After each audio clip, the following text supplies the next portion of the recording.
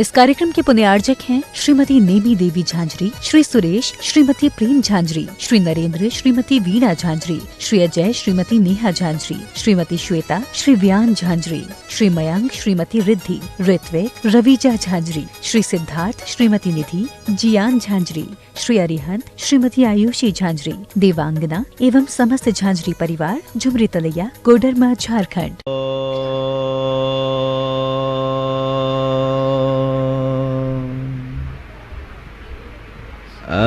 अरिहंता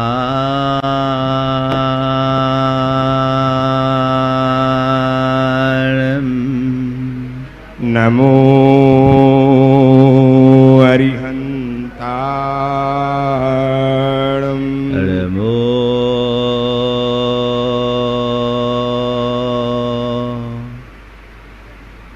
सिद्धाणं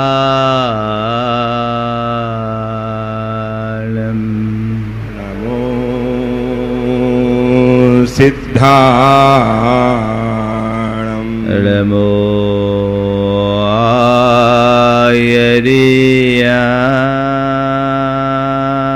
आयर्याणं नमो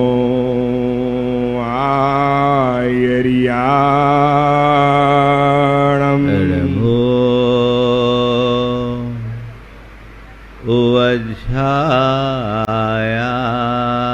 वज्झायाणं नमो वज्झायाणं नमो लोये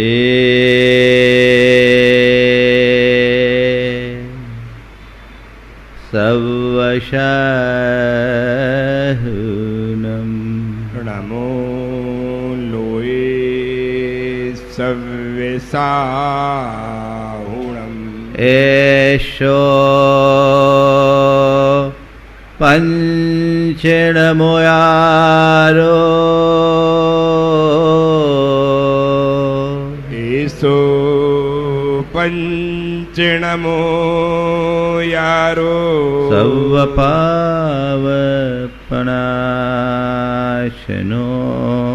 सव्यपावपणाशिनो मङ्गलाळं च सवेसिं मङ्गलाणं च सव्येशिं पढमं होय मङ्गलम् पढ़मं होय मंगलम। जय बोलो देवादिदेव 1008 श्री भगवान महावीर स्वामी की जय जय जय। अहिंसा परमो धर्म की जय जय जय। परम पूज आचार्य गुरुवर श्री विद्यासागर जी महाराज की जय जय जय। परम पूज्य महामना मुनिराज प्रमासागर जी महाराज की जय जय जय।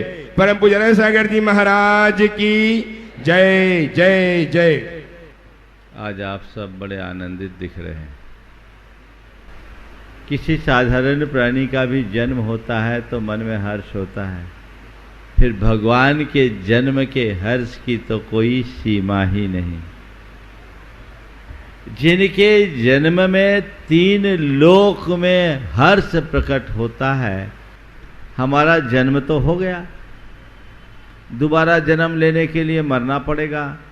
पसंद तो किसी को नहीं है, कोई चाहेगा अभी मरना नहीं, सब यही आशीर्वाद चाहते, युग युग तक जीते रहे, यही चाहते हैं। तो अब चलिए, अब हमारा दोबारा जन्म नहीं तो जन्म कल्याणक भी नहीं, पर जन्म लेने के बाद कल्याण कर लिए तो जन्म कल्याणक में आना सार्थक है। हमने जन्म पाया, अब जन्म पाकर यदि हम कल्याण का रास्ता अंगीकार कर ले तो हमारा यह जन्म कल्याणक मनाना सार्थक है। आज 4 बातें आप सबसे करूंगा। जन्म, जीवन, जीवन का उद्देश्य और उपलब्धि। जन्म हमारा हो गया, हम बड़े भाग्यशाली हैं। जन्म लेना भी कोई साधारण बात नहीं है। इस धरती पर अनेक लोग ऐसे हैं जिन्हें मां के पेट से ही परलोक पहुंचा दिया जाता है। बहुतों को पहुंचा दिया जाता है, बहुत पहुंच भी जाते हैं। बोलो इस अर्थ में भाग्यशाली हो कि नहीं कि तुम्हें जन्म मिला है, बहुत दुर्लभ है। न जाने कितने प्राणी ऐसे हैं जो मां के पेट से ही चले जाते हैं। तो ये हम तुम सबका महान पुण्योदय है जो हमें जन्म मिला। पर केवल जन्म नहीं मिला, जन्म के साथ जीवन भी मिला। मिला कि नहीं मिला? अगर जीवन नहीं होता तो अभी तक परलोक सिधार गए होते। बहुत सारे लोग अल्पायुष्क होते, जन्म लेते ही मर जाते, या जन्म लेते थोड़े दिन चलते और चले जाते हैं।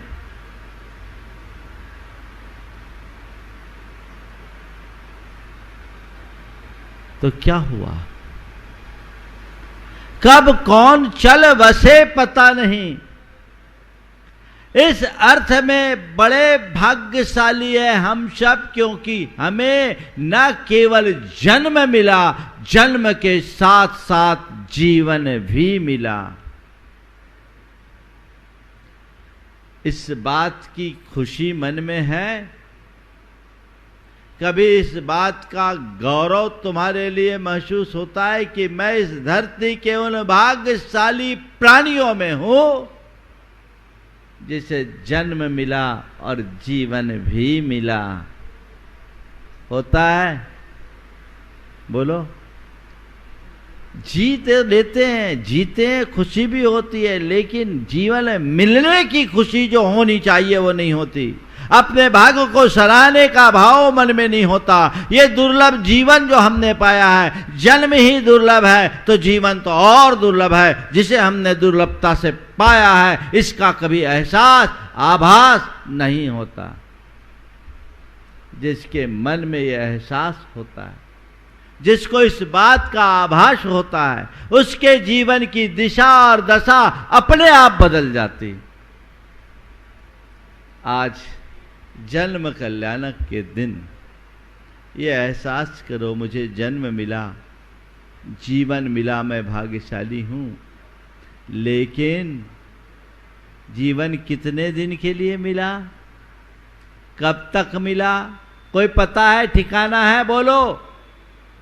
आप हम सब जी रहे हैं, अच्छी बात है, हम भी भावना भाते हैं, सब जीते रहे, जुग जुग जीते रहे, भावना हमारी तुम्हारी सब की है। पर तुम्हें यह पता है तुम कितना जियोगे?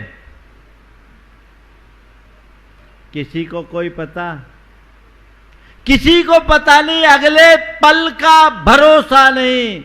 क्या पता हमारे जीवन की कौन सी सांस आखिरी सांस बन जाए, एक श्वास का भी विश्वास नहीं है। कभी भी कुछ भी घट सकता है। तो ये जीवन है, क्षण भंगुर है। इस जीवन को समझो, जन्म मिला, दुर्लभ जीवन मिला, पर ये जीवन क्या है? नश्वर है। जीवन क्या है? बोलो। जीवन किसको बोलते हैं? क्यों विमल जी? जीवन का मतलब क्या है? जीना नहीं।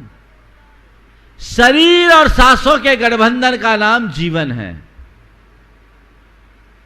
जब तक तुम्हारे इस देह के साथ श्वास का गठबंधन है, तब तक तुम जिंदा हो। जिस दिन ये गठबंधन टूट गया, क्या हो गया?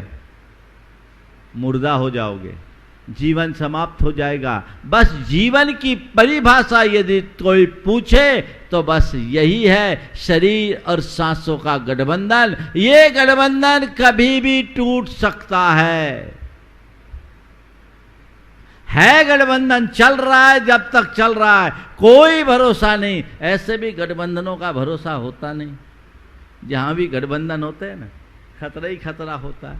तो गठबंधन का कोई भरोसा नहीं। जितने भी गठबंधन हैं वे गठबंधन भरोसे के लायक नहीं। कुछ गठबंधन मनुष्य अपनी बुद्धि से करता है और शरीर और सांस का गठबंधन प्रकृति करती है। चाहे प्रकृति जन गठबंधन हो, चाहे बाहर का कोई गठबंधन हो, गठबंधन तो गठबंधन है, कभी भी टूट सकता है। और जिस दिन टूट जाए हमारे जीवन का रथ वहीं रुक जाएगा।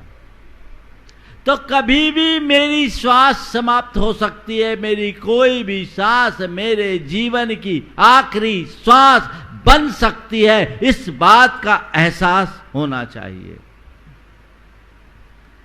और जिसे यह एहसास होगा वो क्या करेगा?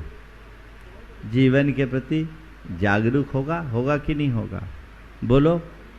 अगर अभी आपके पास कोई दिव्य ज्ञानी आ जाए या आप दिव्य ज्ञानी का समागम पालो और वो दिव्य ज्ञानी यदि आपसे आपकी उम्र बताए और आपसे कहे भैया तुम्हारे पास ज़्यादा समय नहीं है, 2 दिन की जिंदगी बची है, तो क्या करोगे? बोलो,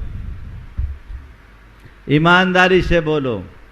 अगर तुम्हें बता दिया जाए कि तुम्हारे पास ज़्यादा वक्त नहीं है, 2 दिन की जिंदगी है, तो तुम क्या करोगे? बोलो। स्वभाव का आसरा लेंगे, धर्म का दामन थामेंगे। क्यों?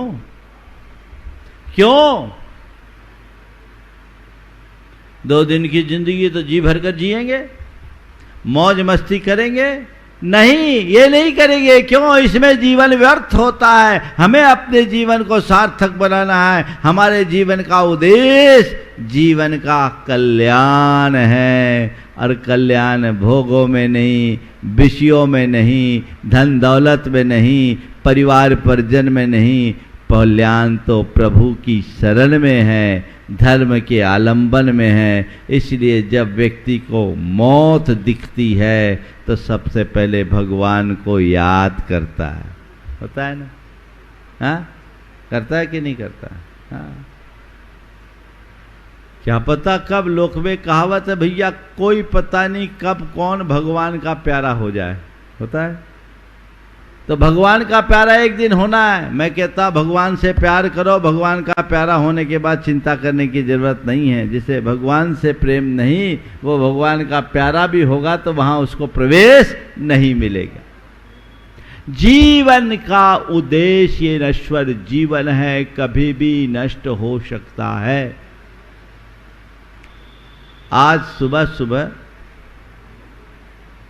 मुझे भगवान का एक संदेश मिला और भगवान ने कहा कि धनबाद वालों को थोड़ा सावधान कर दो। ये बड़े भक्ति भाव से पूजा तो कर रहे हैं, पंच कल्याणक भी कर रहे हैं, छोटी समाज है पर बड़ा उमंग है, बड़ी उमंग है, बहुत उत्साह के साथ काम कर रहे हैं। अच्छी बात है, पर उनसे कहो कि इस उत्साह को बनाए रखो, इसी में उनकी राह है, नहीं तो कब अटक जाए कोई पता नहीं। इन सब की जिंदगी कुल 7 दिन की है। तुम सब की आयु केवल 7 दिन की है।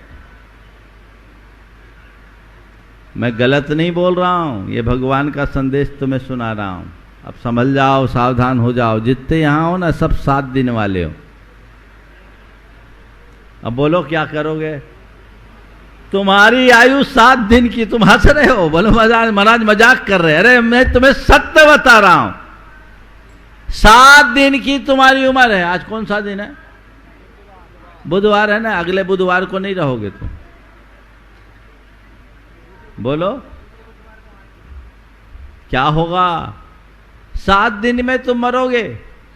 और एक बात ध्यान रखना, तुम क्या, दुनिया में जितने हैं सबकी आयु 7 दिन की है, क्योंकि जो भी मरेगा वो रविवार से शनिवार तक के बीच ही मरेगा, इसके अलावा और कोई नहीं। सोम से रवि, और क्या 7 ही दिन तो है। बोलो बोलो, सही बोल रहा हूं कि नहीं? कितनी आयु है तुम्हारी? फिर ये किसकी चिंता, फिर किस फिक्र में, फिर कौन से रास्ते में? तुम्हें लगता है कि महाराज जी कह तो रहे हैं 7 दिन की आयु है, पर अभी ये दूसरों की बोल रहे हैं, हमारी आयु तो अभी बहुत लंबी है। यही मोह और यही मूर्छा है जो मनुष्य को अटका कर रखती है। ये दुर्लभ मनुष्य जीवन को पाकर जो उसे सार्थक दिशा देते हैं, वे ही अपने नर जन्म को सफल कर पाते हैं। जन्म मिल गया, नश्वर जीवन मिला है, थोड़े दिन का जीवन मिला। तुम्हारे जीवन का उद्देश्य क्या है? बोलो। भाग्य से जन्म मिला, जीवन भी मिला, अच्छा जीवन मिला, और तुम्हारे ये 7 दिन कई दिनों तक चलते रहे, कोई बुराई नहीं। खूब लंबा जीवन मिले, दीर्घायुष्क बनो, स्वस्थ बनो, यशस्वी बनो, अच्छी बात है। लेकिन किसके लिए? तुम्हारे जीवन का उद्देश्य क्या है? क्या जवाब है? हाँ, प्रभु बनना है। बहुत सुंदर। प्रभु बनने का उद्देश्य तो है, पर तैयारी चल रही। बहुत अच्छी बात। तो हम तो चाहेंगे कल भगवान की दीक्षा के साथ ये भी निकल जाए तो और अच्छा है। यही मजा है। बातें तो हम लोग करते हैं, पर अपने आप से पूछो कि मेरी तैयारी कैसी है? हम क्यों जी रहे, ये सवाल अपने मन से पूछो। क्या उत्तर आएगा? एक दफा हमने सवाल किया सभा में कि भैया क्यों जी रहे? एक युवक ने उत्तर दिया, इसलिए कि मरे नहीं। मरे नहीं। जो इस दृष्टि से जी रहा, वो जीते जी भी मरे के समान है। अपने हिसाब से, अपने मन से पूछो कि तुम क्यों जी रहे हो। तुम्हारे पास उत्तर आएगा। परिवार के लिए जी रहे हैं, पैसा कमाने के लिए जी रहे हैं, प्रतिष्ठा पाने के लिए जी रहे हैं, मौज मस्ती करने के लिए जी रहे हैं, संपर्क और संबंध बढ़ाने के लिए जी रहे हैं। यही है न तुम्हारे जीवन का उद्देश्य। इन्हीं लक्ष्यों और उद्देश्यों से भर कर के ही तो तुम जी रहे हो। जियो, मुझे कोई एतराज नहीं, पर थोड़ा सोचो, केवल इनके लिए जीकर आखिर तुम पाओगे क्या? जी किसके लिए रहे हो? गंभीरता से विचारना है। अब तक मैंने जो कुछ भी किया, किसके लिए किया? परिवार के लिए, पैसा के लिए, प्रतिष्ठा के लिए, संबंधों के लिए, संपर्कों के लिए, भोग विलास के लिए, कि और कुछ के लिए? सच्चे अर्थों में देखा जाए तो ज्यादातर लोगों के जीवन का उद्देश्य कुछ ऐसा ही प्रतीत होता है। वे इन्हीं उद्देश्यों और भावनाओं से भर करके जीते हैं, और जीते जीते पूरा जीवन पूरा कर देते हैं, लेकिन वे अपने आप को सफल नहीं बना पाते। जीवन का यह उद्देश्य बड़ा उथला है। उद्देश्य सही बनाओ, ये जीवन पाए हो। 2 तरह की विचारधारा है।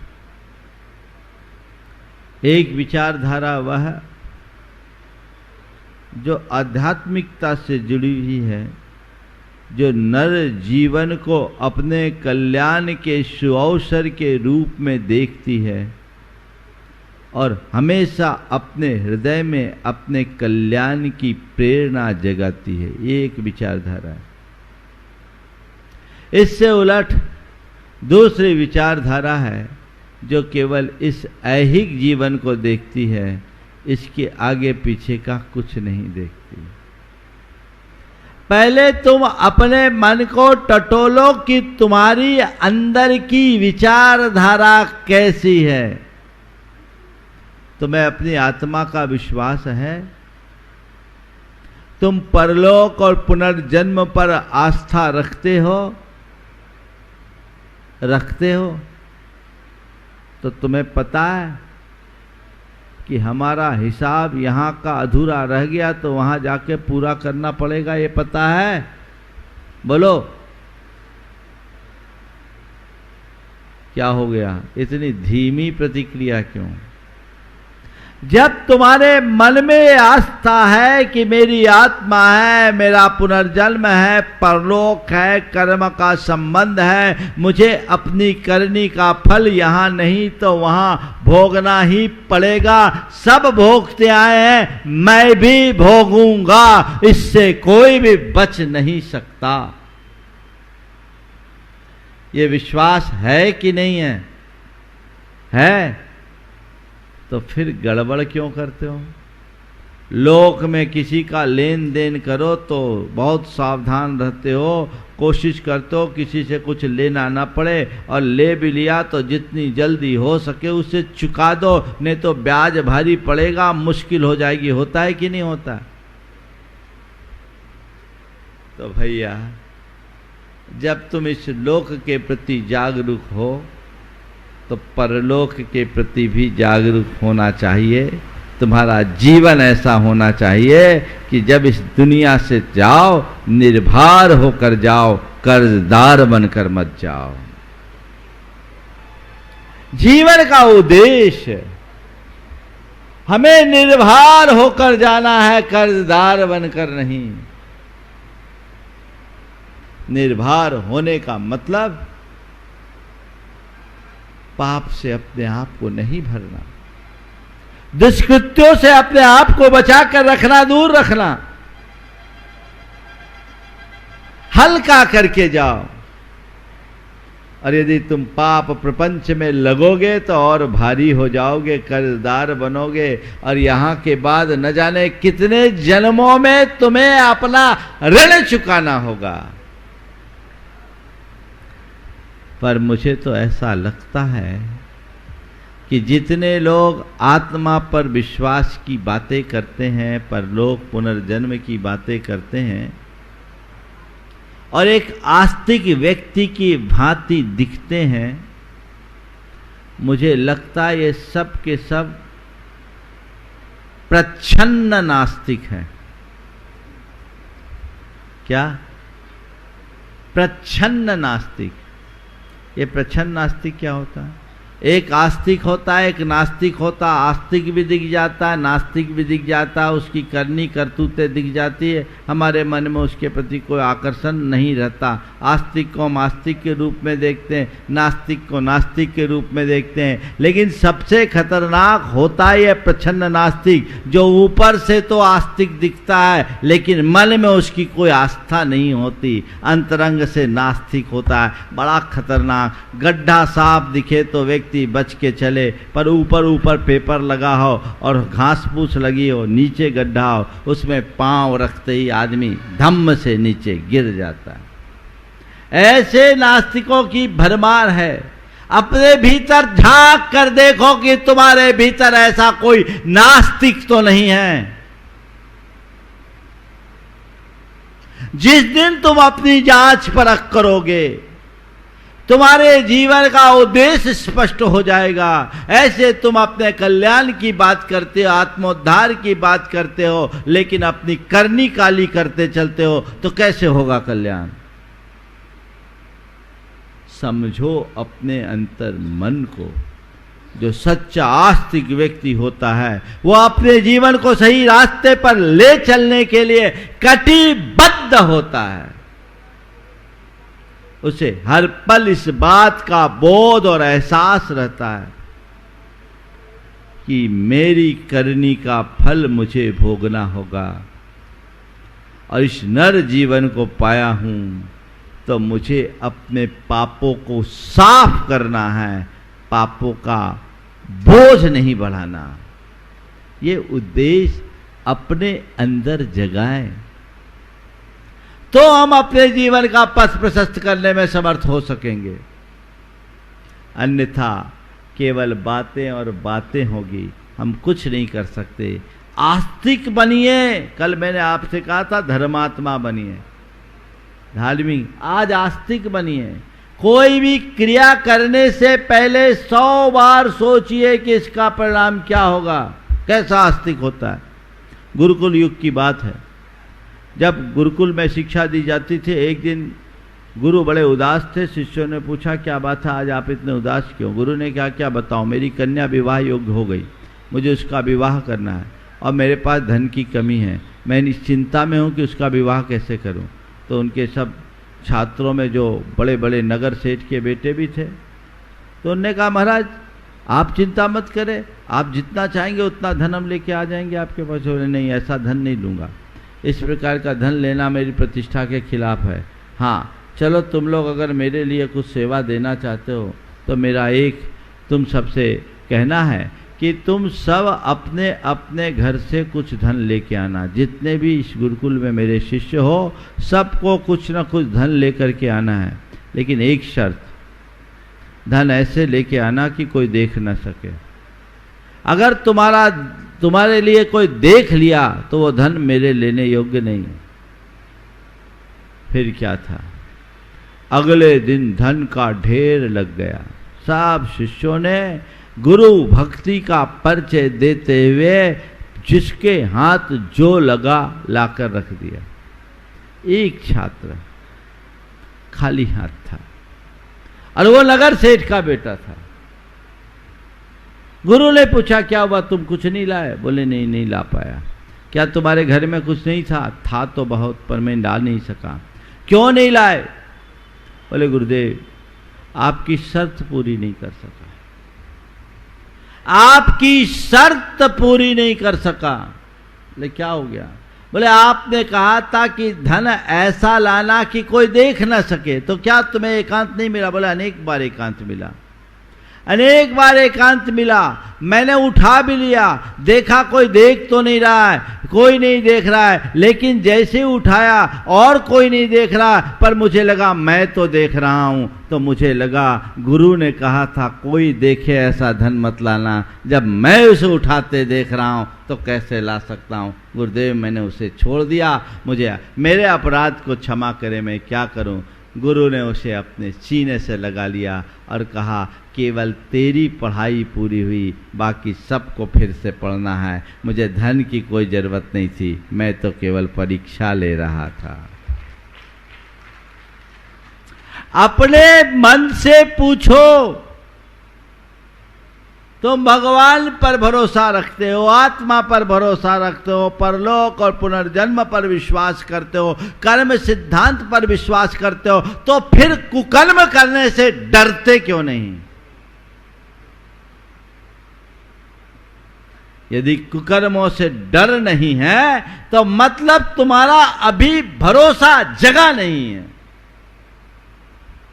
अपने अंदर के भरोसे को जगाना है, वही हमारे जीवन को सुंदर बना सकेगा, उससे ही हमारे जीवन का पथ प्रशस्त हो सकेगा, और कोई दूसरा रास्ता नहीं। वह उद्देश्य अपने मन में जगना चाहिए जो हमारे जीवन के पथ को प्रशस्त कर सके। तो जीवन का उद्देश्य क्या हो? जीवन को सफल और सार्थक बनाओ। यदि आत्मा पर विश्वास है तो अपने आप एक ही विचार करो कि मैं आत्मा हूं और मुझे और चीजों के बारे में बाद में अपनी अंतर आत्मा के विषय में पहले सोचना चाहिए, और चीजों के विषय में बाद में अपनी अंतरात्मा के विषय में पहले सोचना चाहिए। थोड़ा अंदर झांक के देखो, तुम किसके विषय में पहले सोचते हो, और सबके बाद में पहले आत्मा का तो ख्याल आ जाए तो ठीक, नहीं तो ठीक।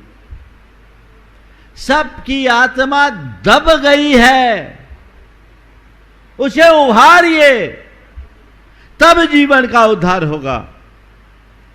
जब तक ऐसी आध्यात्मिक दृष्टि प्रकट नहीं होती तब तक जीवन का कल्याण असंभव है। जन्म मिला, जीवन मिला, ये पहली बार मिला ऐसा भी नहीं है। अगर हम आप सब अपने अतीत को देखें तो संसारी प्राणी का अतीत केवल 2 शब्दों में सिमटा हुआ है, वह है जन्म और मरण। जन्म और मरण, केवल जन्म और मरण, यही हम करते आए हैं। अनंत जन्म अनंत मरण, और उस जन्म और मरण के बीच घोर दुखों को भोगा है। 4 गति और 84 लाख योनियों से भरे इस संसार की अनंत यात्रा का निचोड़ केवल और केवल दुख रहा है। और यदि तुम इस दुख की परंपरा का अंत करना चाहते हो तो अपनी चेतना को जगा और इस नर जन्म को सार्थक बनाने का प्रयत्न करो, उद्देश्य बदलो। बाकी चीजें दोयम हैं। मेरी पहली प्राथमिकता मेरी आत्मा का उद्धार होना चाहिए। पर मोह का बंधन इतना सघन है, कदाचित आत्मा की तरफ दृष्टि भी जाती है तो पल में ओझल हो जाती है, पल में ओझल हो जाती है। व्यक्ति उन्हीं बातों में उलझ करके रह जाता है। इसे जगाना है, तभी हमारा ये जीवन सफल होगा, सार्थक होगा। अनंत जन्म अनंत मरण कर लिए, अनंत जीवन हमने यूं ही बिता दिए। अब अगर मुझे समझ मिली है, समय मिला है, तो मुझे चाहिए कि मैं अपने जीवन की दिशा ठीक करूं, सही रास्ते पर चलने का उपक्रम करूं। ये पुरुषार्थ जितना प्रबल होगा, हमारे जीवन का पथ उतनी ही शीघ्रता से प्रशस्त होगा। बहुत कठिन है। ये नर जन्म मिला, जीवन मिला, एक अवसर के रूप में मिला है। इसका सदुपयोग कर लिए तो ठीक, नहीं तो गड़बड़। एक बार ऐसा हुआ, एक व्यक्ति एक ऐसे राज्य की सीमा में पहुंच गया जहां उस दिन नगर के राजा के चुनाव का दिन था। राजा के चुनाव का दिन था और वहां के चुनाव की प्रक्रिया भी बिल्कुल अलग थी। हस्ती पटबंधन से राजा का चुनाव होता था। हस्ती पटबंधन क्या होता? हाथी को माला दे दी जाए और हाथी अपनी माला जिसके गले में डाल दे वो राजा। संयोग से उसी व्यक्ति के गले में वो माला डाल दी गई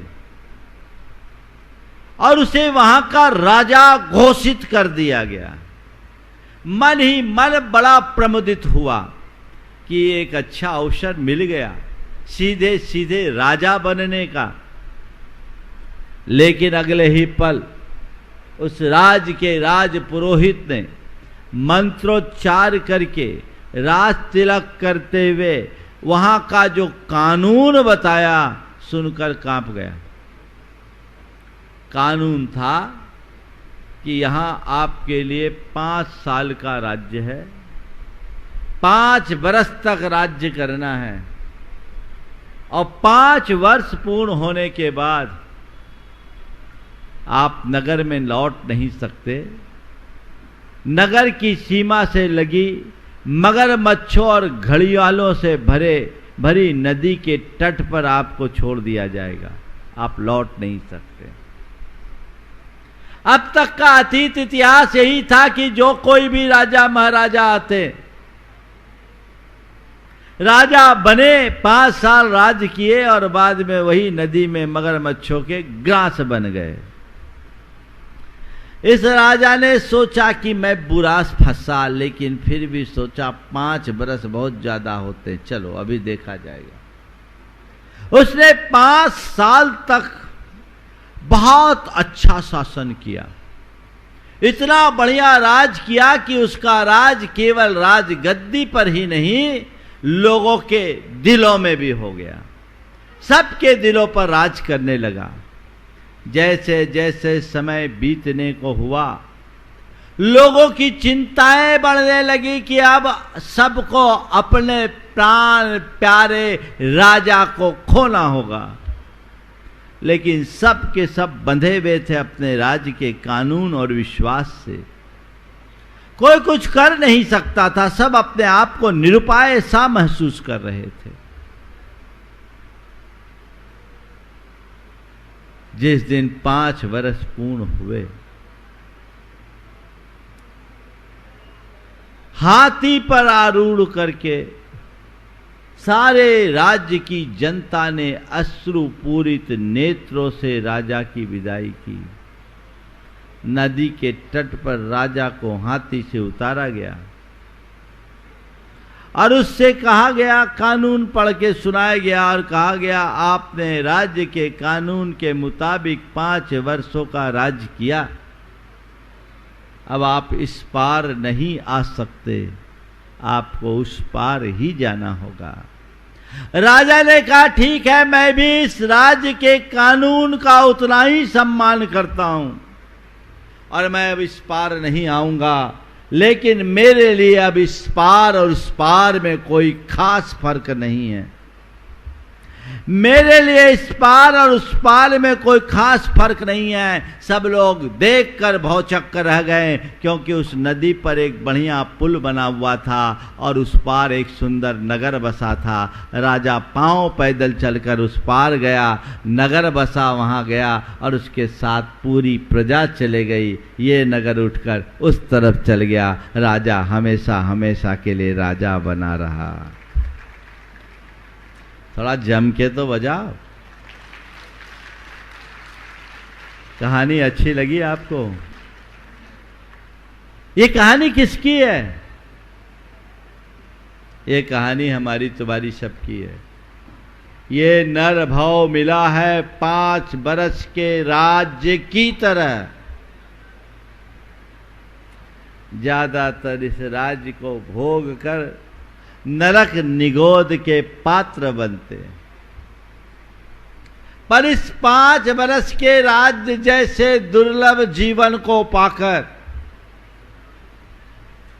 यदि तुमने इस पार से उस पार जाने का कोई पुल बांधा हो ना, तो तुम्हारे लिए इस पार और उस पार में कोई फर्क नहीं होगा। कभी सोचा, इस पार तो सब है, उस पार क्या होगा? हरिवंश राय बच्चन की ये पंक्तियां बड़ी प्रासंगिक है।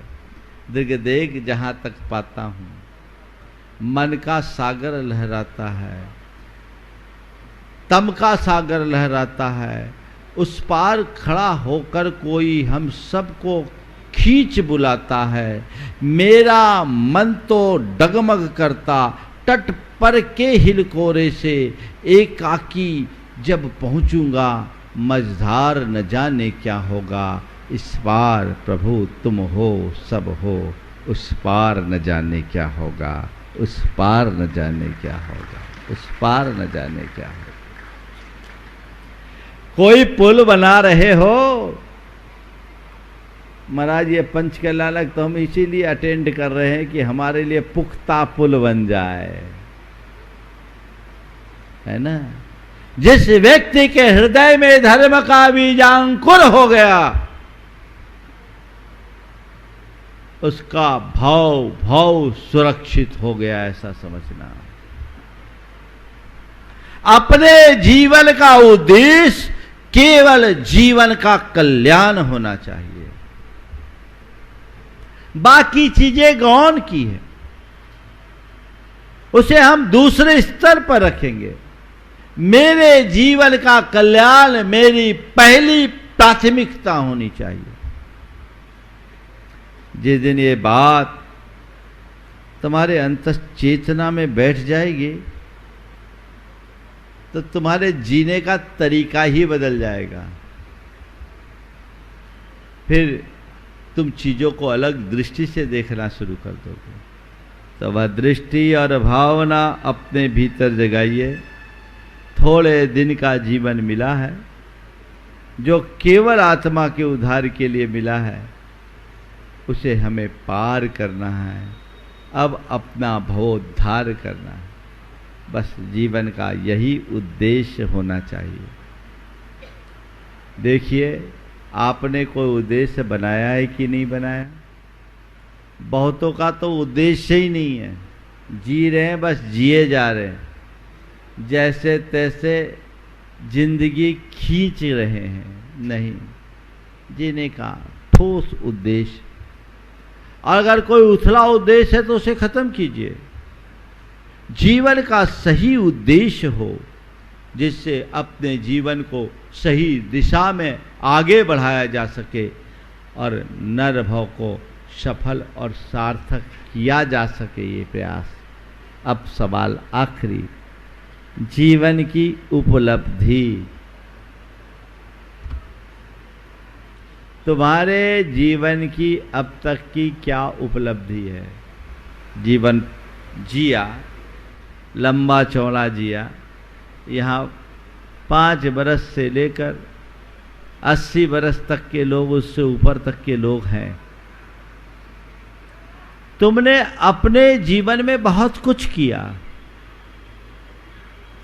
पर अपना अंतर विश्लेषण करके देखो, असेसमेंट करो और पूछो, कहो कि इनमें से क्या क्या चीजें हैं जिसे तुम अपने जीवन की उपलब्धि के रूप में गिन सकते हो। है ऐसी कोई चीज जिसे अपने जीवन की उपलब्धि के रूप में गिना जा सके? निठल्ले तो नहीं रहे तुम लोग, कुछ न कुछ तो किए हो, करते ही रहो और आगे भी करते रहोगे। तो थोड़ा लिखो, एक कागज पे लिखो कि मैंने अपने जीवन में क्या क्या किया। पैसा कमाया, मकान बनाया, फैक्ट्री लगाई, कारोबार बढ़ाया, पहचान बढ़ाई, संपर्क बढ़ाया, प्रभाव बढ़ाया, रसूख बढ़े, रुतबा बढ़ा। ये सब चीजें एक तरफ। और फिर ठंडे दिमाग से विचार करो और पूछो, क्या ये सब मेरे जीवन की उपलब्धि में गिनने योग्य है? बहुत सारे लोग, बहुत सारे अवार्ड मिले होंगे, सब टांग के रखते अपने अपने घरों में। अच्छी बात है, पर ये देखो क्या इन्हें अपने जीवन की उपलब्धि के रूप में गिना जा सकता है? क्या हो गया?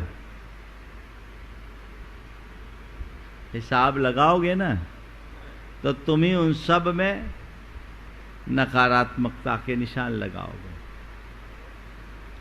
क्यों? ये सब अर्थहीन है, शून्य है। मौत के समय ये काम में नहीं आने वाले, और मौत के बाद तो काम में आने का सवाल ही नहीं। तो फिर जीवन की उपलब्धि वाले खांचे में क्या लिखोगे? 1, 2, 3, 4, 5 कुछ? मुझसे पूछो तो मैं तुमसे यही कहूंगा, जीवन में जो कुछ भी सुकृत किया गया है वह तुम्हारे जीवन की उपलब्धि है, और बाकी जितनी चीजें हैं वह सब जड़ उपलब्धियां हैं। उपलब्धि का भ्रम है, उपलब्धि नहीं। दृष्टिकोण को बदलिए, बाकी सब छूट जाना है। गुरु ने ब्लैक बोर्ड में 0 लिखा और उसके सामने 0 + 0 बोला, बताओ इसका परिणाम क्या? बोला 0। फिर एक थोड़ा बड़ा 0 बनाया, उसके सामने उतना ही बराबर बड़ा 0 बनाया और प्लस का निशान लगाया। बोला इस 0 और इस 0 के आगे क्या है? बोले 0 + 0 = 0। फिर एक और बड़ा 0 बनाया, उसके आगे उतना ही बड़ा जीरो। और फिर बोला इस जीरो और इस जीरो के आगे, बोले जीरो। तो एक छात्र ने पूछा, सर छोटे जीरो का रिजल्ट छोटा और बड़े जीरो का रिजल्ट क्या बड़ा होता है? छोटे जीरो का रिजल्ट छोटा और बड़े जीरो का रिजल्ट क्या बड़ा होता है? शिक्षक ने कहा, बेटा जीरो तो जीरो ही होता है, चाहे बड़ा हो या छोटा। मैं तुमसे यही कहूँगा, अमीर हो या गरीब, राजा हो या रंक, बड़ा हो या छोटा, सब जीरो है। अंत सबका जीरो है।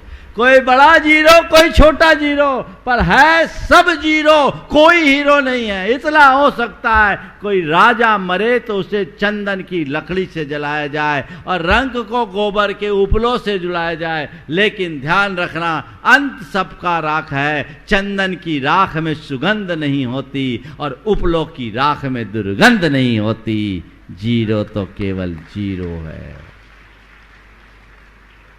ये राख होगा, समझ गए? न मेरा एक होगा न तेरा लाख होगा, मेरा भी राख होगा और तेरा भी राख होगा, सब मिलकर खाक होगा। एक दिन सब खाक होने वाला है, सब राख होने वाला है, तो किसको अपनी उपलब्धि में गिनोगे? बड़ा अभिमान होता है अपने जीवन की इन उपलब्धियों में। संत हंसते हैं, काश इसे जीवन की सच्चाई का बोध होता तो अपनी दिशा बदलता, अपना समय, अपनी शक्ति और अपने संसाधनों को सही दिशा में लगाता है। ये आत्ममुग्धता है, ये भ्रमजाल है जो मनुष्य को उलझा कर रखती है। आत्म विमुग्धता से बाहर आइए। भगवान का हम सबके लिए यही मार्गदर्शन है। उस मार्गदर्शन को अपना करके यदि हमने सही रास्ता अंगीकार किया तो हमारा जीवन सुनिश्चित रूप से सुधर जाएगा, हमारे जीवन का उद्धार हो जाएगा।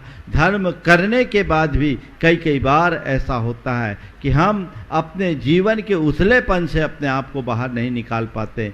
नतीजा हम जहाँ के तहाँ रह जाते हैं। सही रास्ते को अंगीकार करें, सही दिशा में आगे बढ़े, जिससे अपने जीवन को हम सफल और सार्थक बना सके।